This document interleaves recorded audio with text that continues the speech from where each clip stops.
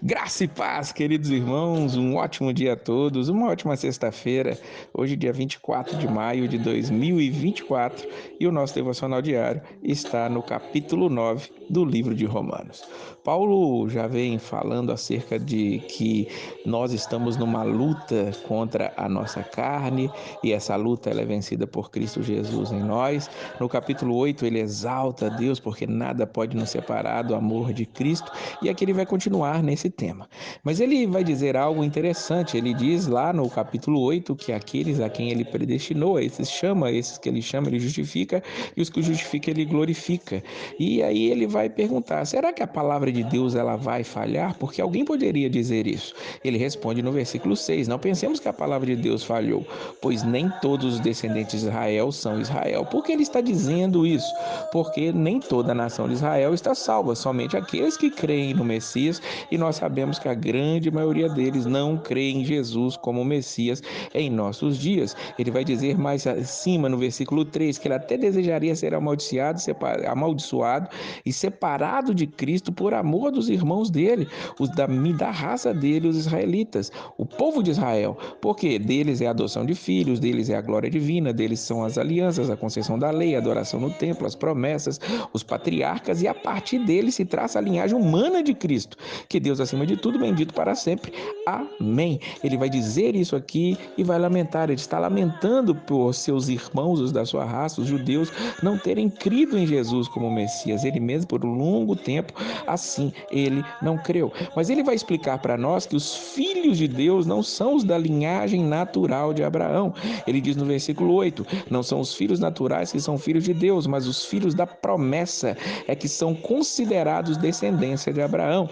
E ele vai explicar aqui sobre isso. Ele vai falar primeiro sobre a questão de Isaac, que Abraão teve outros filhos antes de Isaac, inclusive teve Ismael, mas é o filho da promessa do qual vem a descendência de Abraão. Ou seja, não é uma descendência física, não é uma descendência consanguínea, mas uma descendência espiritual, é o que ele quer dizer. Mas se Isaac era filho de Sara e Ismael, a filho da escrava, ele vai argumentar: então vamos seguir um pouquinho aqui na genealogia de Abraão. Logo depois dele, Isaac, o filho da promessa, ele também teve dois filhos com Rebeca, diz o versículo 10. Também os filhos de Rebeca tiveram um mesmo pai.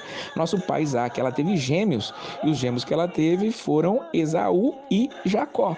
E a Bíblia diz para nós, lá no Antigo Testamento, e Paulo ele reverbera aqui no versículo 11, que antes que os gêmeos nascessem ou fizessem qualquer coisa boa ou má, a fim de que o propósito de Deus conforme a eleição permanecesse, não por obras, mas por aquele que chama, o mais velho servirá o mais novo. Deus disse isso para Rebeca. O que ele está dizendo para nós? Naturalmente, o mais velho era aquele que tinha proeminência na casa, na nação de Israel, em qualquer outro lugar.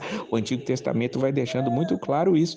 Mas o que Deus falou para Rebeca é que o mais novo é que seria aquele que lideraria o mais velho. E isso antes deles nascerem.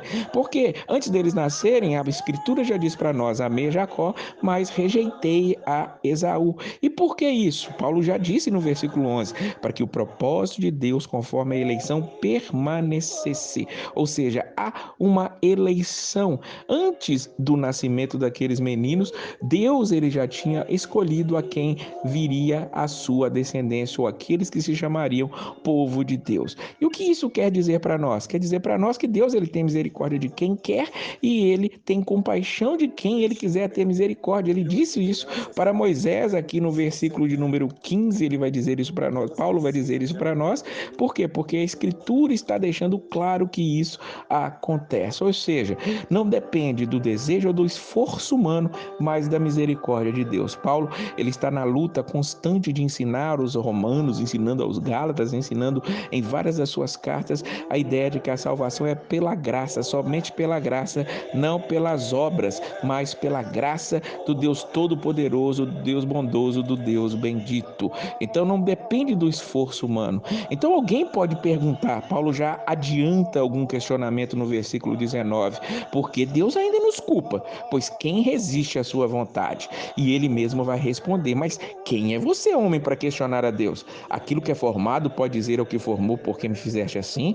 O oleiro tem direito de fazer do mesmo barro um vaso para fins nobres e outro para uso desonroso? Ele não tem esse direito? Claro que tem. Então, por ele ser Deus e por nós sermos homens, por nós sermos criaturas formadas e ele ser o formador, por nós sermos barro e ele ser oleiro, nós não temos como questionar a Deus em nada disso, em nada disso. Ou seja, o povo de Israel foi escolhido, mas rejeitaram ao Senhor. Paulo diz no versículo 27, embora o número dos israelitas seja como a areia do mar, apenas o remanescente será salvo.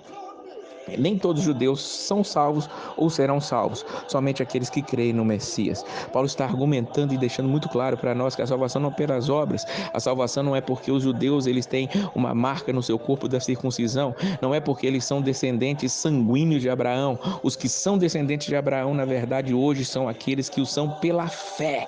Nós temos que orar por Israel, pela paz em Jerusalém, é um mandado de Deus para nós orarmos pela paz em todo mundo e por lá também, mas entendamos de uma vez por todas, nós é que somos o Israel de Deus, nós é que somos povo de Deus. Ele diz aqui que aquele que não era povo foi chamado povo. Chamarei meu povo a quem não é meu povo e chamarei minha amada a quem não é minha amada, diz o versículo de número 25. Nós estamos incluídos nisso, que nós possamos glorificar a Jesus Cristo, a ele seja a glória, o louvor, a adoração. E oremos para que a nação de Israel ela possa se converter realmente. Eles servem a um Deus, mas Deus não é aquele mesmo Deus que nós servimos, porque o Deus que nós servimos é revelado através de Jesus Cristo, e todo aquele que nega que Jesus é o Cristo, que Jesus é o Senhor, está negando o próprio Deus. Que entendamos isso e tenhamos aqui a convicção que nós somos escolhidos, que Deus nos chamou antes de nós sermos formados no ventre de nossas mães, e se nós fomos chamados, pode ter certeza, Ele nos justifica e nos glorifica, como diz o capítulo de número 8, que a glória dele esteja sobre nós e nós possamos refletir isso de todo o nosso coração. Que Deus abençoe a sua vida poderosamente, tenha um ótimo fim de semana e a paz do Senhor!